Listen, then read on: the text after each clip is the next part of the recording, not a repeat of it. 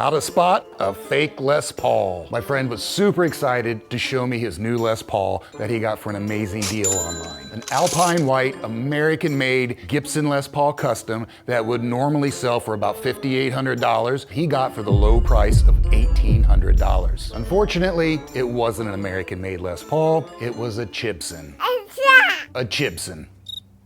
One of thousands of Gibson knockoffs manufactured in China that you can find just about anywhere. After my friend had a good cry, he wanted to know how I immediately knew this was a fake. To start with, the price is a dead giveaway. Go to Sweetwater or Reverb or any reputable online retailer and look at what one of these guitars sells for new. If you're getting a deal that's too good to be true, it probably is. But price aside, there are dozens of other clues within the guitar itself that tell you it's a fake.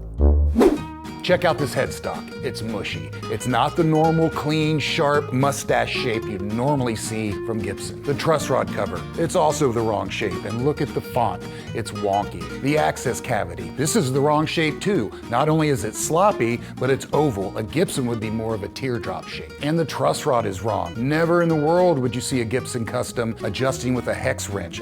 You would only find an acorn nut on a Gibson Les Paul. Flip over the headstock and look at the serial number. This is way too sharp and crisp to be a Gibson stamp that's been finished over. Gibsons often come with Grover tuners, but these Grovers are fake. Fake! The color is more of a yellow than an actual gold, and the shape of the knobs is wrong. This is a cheap plastic nut. The corners are too sharp and it's too boxy. A real Gibson Les Paul would be more sculpted and have a rounder, smoother shape. Check out the frets. A real Les Paul would have what are called nibs, little tiny pieces of binding that cover the ends of the fret. Unless you're being told this guitar was refretted, it should have nibs. The inlays. Look how they're not centered evenly going down the neck. And the side dots. These look terrible. The binding. The layers are uneven, the joints are weird. This is all very sloppy. Look at the bridge on this Chibson. Again, it's very yellow, and the posts are way too big in diameter, and they have slots in them for a screwdriver adjustment, and no thumb wheels. A real Gibson bridge, you're gonna find thumb wheels, much smaller diameter post, and a nice rich gold color. The tailpiece is wrong.